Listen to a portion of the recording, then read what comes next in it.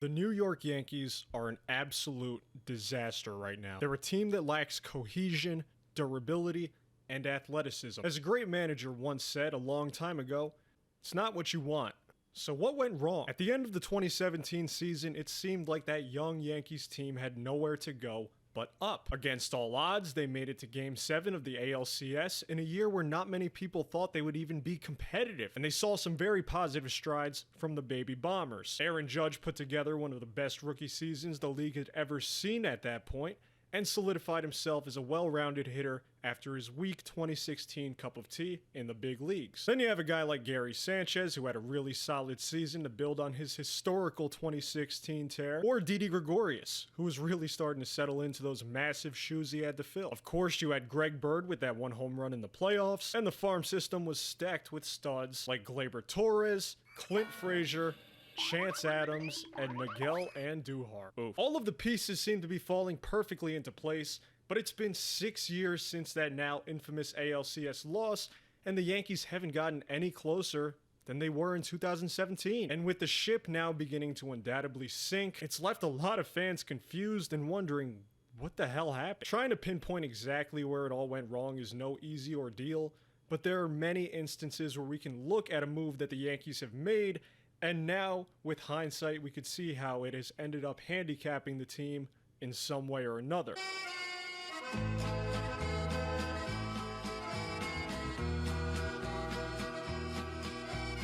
Now moving on to Giancarlo Stanton, I feel like the trade to acquire him in late 2017 is most likely one of those moves that actually hurt the team. Now, before getting into any of the negatives, I want to say that I actually like Stanton as a player, and he seems like a pretty good dude. He's involved in a lot of charity work, and this video has a lot more to do with his fit on the roster as a player more than anything else. In fact, over the course of his tenure with the Yankees, he had many notable moments. For example, a really nice 2018 season, his first year with the team. There was a little while there where Aaron Judge went down with an injury and Stanton stepped up, really put the team on his back. And of course, his 2020 playoff performance, the way he hit against Tampa Bay in that ALDS was absolutely ridiculous, and it's one of the best postseason streaks we've seen a Yankee have in a very long time. So I do appreciate the success that Stanton has had while being a member of the team, but I feel like it would be dishonest to say that Stanton was the right fit for the team,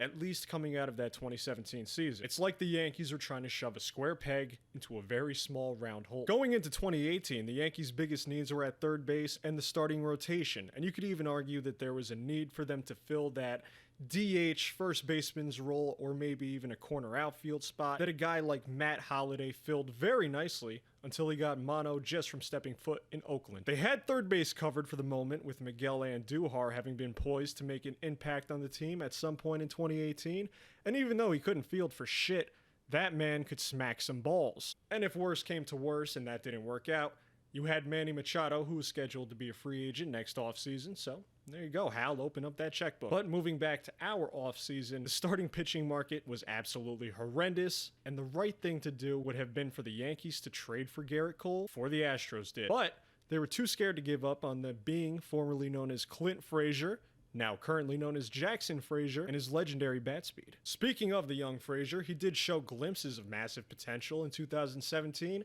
and he did so throughout the next couple years until he suffered from a concussion, in which the Yankees medical staff could have definitely handled better. A little bit of a deja vu moment there, but all of that is a story for another day. This potential was enough to feel that he could possibly have a bigger role to play on the major league team at some point in 2018 or beyond. So acquiring an outfielder long-term would essentially block this top prospect, and it would have to be done so under the right circumstances for it to make sense, and the Yankees didn't do that. If they were going to acquire someone that would do this, it should have been a player like Bryce Harper, someone who has a swing perfectly crafted for the new Yankee Stadium, and although he has slowed down a bit physically from his Washington days, he doesn't look like he's running with bricks tied to his ankles. From the point in which they both joined their new teams up until now, for Stanton the Yankees and Harper the Phillies, they have accumulated 9.3 WAR and 16.1 WAR respectively, with Stanton making around $167 million in that time period, and Harper making almost $122 million. Even if we look past Bryce Harper, there were other options out there like Michael Brantley, who would have been a very nice addition to that team. Instead, he signed for 2 years with Houston on a very affordable deal, and his low strikeout rate and high contact rate are something that those Yankees teams could have desperately used. Winding back once again to the 2017 offseason, instead of acquiring Stanton and locking them into his deal for the next 11 years, they could have gone after another stopgap player similar to Matt Holliday until Clint Frazier was showing signs that he was ready to play every day. And if that guy they got didn't look good, you could always pivot at the deadline. Personally, I would have gone after somebody like Carlos Gonzalez in the 2017-2018 offseason, get him on a one-year deal, as he ended up signing with Colorado for one anyway.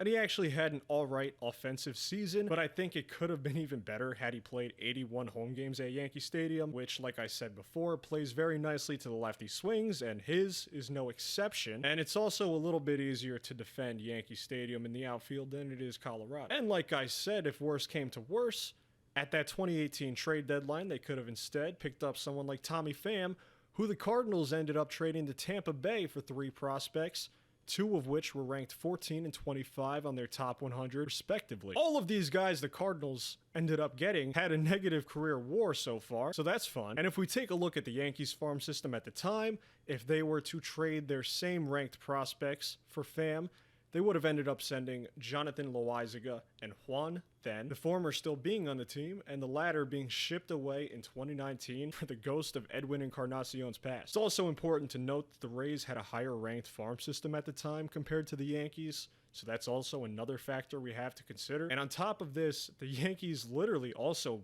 made a trade with the Cardinals at that deadline to pick up Luke Voit. So the teams were talking anyway. There were trade discussions going on. And predictably enough, Tommy Pham went on to absolutely shred for the Rays for the rest of 2018. And he also had a very solid 2019. Now, I get that he doesn't have the best clubhouse reputation per se, but it doesn't hurt to have that one guy in the clubhouse that everyone can rally around based on their shared hatred, and that can actually make the team play better.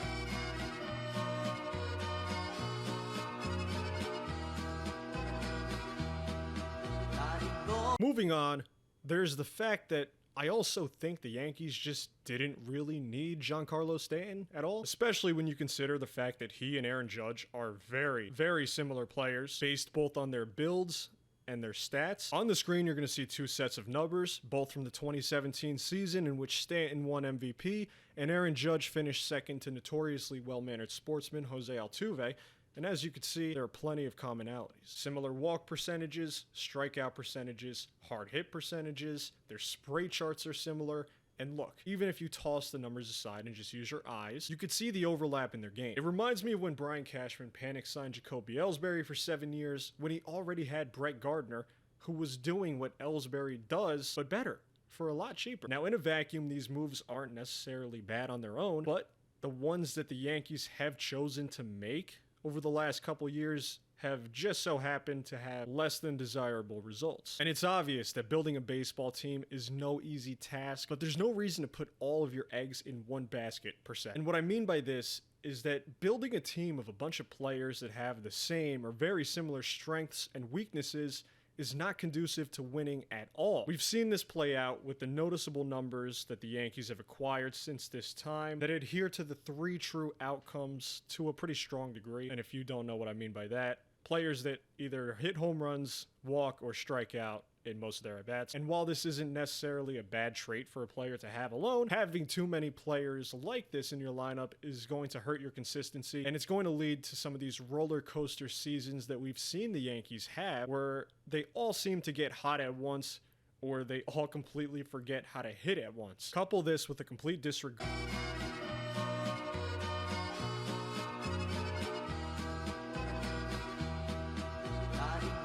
for left-handed power when your team has a stadium that is built for lefties to mash, and you're going to have some interesting results, not good ones. Now, moving back to Stanton, it's fair to say that it would have been hard for the team to predict his athleticism, and durability would have fallen off so much at just age 33, right? Well, no, not really. In 2012, Giancarlo missed some time with a knee injury and an abdomen strain. In 2013, he dealt with injuries to his shoulder, thigh, and ankle. In 2015, Mike Fiers hit Stanton in the face with the fastball. In 2015, he broke his hamate bone taking a swing against the Dodgers. and ended up missing the rest of the season because it was taking too long to heal. In 2016, he dealt with lingering knee issues, and eventually his season ended early due to a grade 3 groin strain.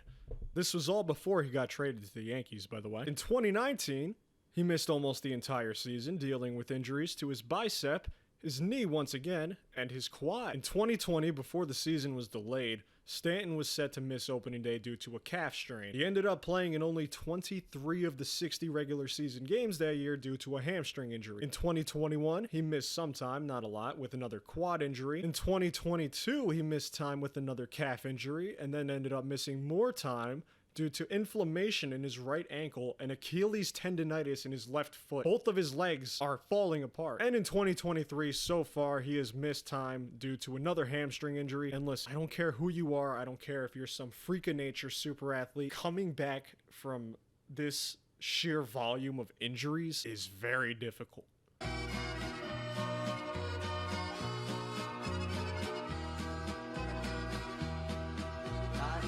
Stanton is turning 34 years old at the end of this season, and he's under contract through 2028, when he'll be 38 years old. In 2024 and 2025, he'll be making $32 million. In 2026 and 2027, he'll be making $29 million and $25 million respectively, but Miami will be paying most of that. 2028 is a bit more interesting though, as it's a team option year, which the Yankees can exercise for $25 million if they like, or they can buy out that final year of the contract for $10 million, making Giancarlo Stanton a free agent, which is most likely what they'll do. Granted, he's still on the team by then. The back end of this contract honestly isn't terrible, especially with the Marlins paying big chunks of it. However, it is difficult for that not to be overshadowed by the fact that Aaron Judge and Garrett Cole are not getting any younger, and they, along with Stanton, are all on the wrong side of 30 already. The clock is ticking and financially handicapping the team during Judge's prime years with a player who in essence is a duplicate of him may have not been the smartest decision. Does it matter if his payroll burden is less in 2026 and beyond if all the years before that had roster construction that was constrained greatly due to the uncertainty of Stanton's availability? These windows to win World Series championships don't stay open forever. And when you're building upon a potential championship team, making one wrong move can throw the entire thing off the rails. So will Stanton even be on the Yankees come 2026? Personally, I doubt it. If history's anything to go on, he'll most likely be banished to the Jacoby Ellsbury realm of injury hell. And if they decide they want to treat him with more respect than that, they'll probably end up trading him when that Marlins money hits, and they can just pay someone else to take him off their hands. Maybe one of the California teams. I know Stanton's from the LA area, so he could have a nice swan song season or two with the Dodgers as their DH, something like that. But if they did trade him, I wouldn't imagine the return package being anything too strong, especially considering the uncertainty of Stanton's health in 3 years' time. I find it much more likely that if Stanton stops hitting altogether, or if someone forces the team's hand and plays their way into that spot in the lineup, then the team will probably end up just releasing him, similarly to how they dealt with the last year and a half of A-Rod's contract. So there's a past precedent that's been set up in regards to all of these possible directions, and what ends up happening here is heavily dependent on where Stanton himself is at during the next few seasons and at what level he's performing at.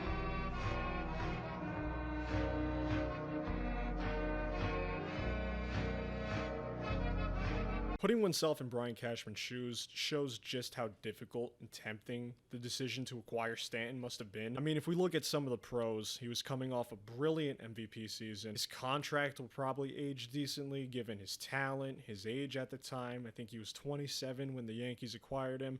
And the way the free agency market was trending made it seem like that Stanton contract isn't too bad value-wise. And Stanton in New York alone, that's just incredibly marketable. Now, you combine that with Aaron Judge and Stanton together in New York, and that's what I like to call a marketer's wet dream. Now, on the other side of the coin, we have some of the cons. Stanton has a thorough and well-documented issue of being available and dealing with injuries, which over time is going to affect one's ability to perform. And Stanton was only getting older. The other biggest con was that Stanton didn't fill any of the team's more pressing needs. There were other holes in the roster where money and resources would have been much better spent, both in that 2017 to 2018 offseason and then in the years to come as Stanton's contract proved to hinder the team in pursuit of other free agents like Bryce Harper or Machado. And I have to be honest, I don't envy Brian Cashman for being in a position like that where you have to make such a tough and potentially career-defining decision. I know it can't be easy, but it is easy to look back with hindsight and to find all these reasons why the move didn't work. But to be there in that moment, to be that guy negotiating that trade, especially considering the package the Yankees gave up, I see why it's tempting. I see why he did it. I mean, think about it like this. If Cashman doesn't make the deal and then details get out about how the Yankees would have ended up sending nothing for Giancarlo Stanton and he's turned it down, it's important to remember that the Yankees only gave up Starlin Castro and 2 no-name prospects. So if Cashman doesn't make that deal and details got out, people would have been calling for his head for not pulling the trigger, yelling about how the team is cheap and not dedicated to winning. So it's kind of a damned if you do, damned if you don't kind of ordeal. And for the record, I don't think the team is cheap at all. The last time they weren't in the top 10 in payroll was at some point before 1984. I really don't know, because that's as far back as I could find. But the problem is that they're not spending their money efficiently. And the roster that's lacking speed, athleticism, and that's really less entertaining to watch than a wall of paint dry, very clear evidence of that. So all in all, I'd say that the Giancarlo Stanton trade is a really tough one to judge. Even here, 6 years after the fact, it was both the perfect storm of circumstances and the first real step in the wrong direction that the team took in the era of the Baby Bombers. At the time, they may have given up nothing to get Stanton, but as we've all seen, they've sacrificed financial flexibility and cohesive roster construction for a player who they already, in essence, had. It's a classic example of not questioning whether we can do something, but rather if we should. And in this case, the Yankees probably shouldn't have.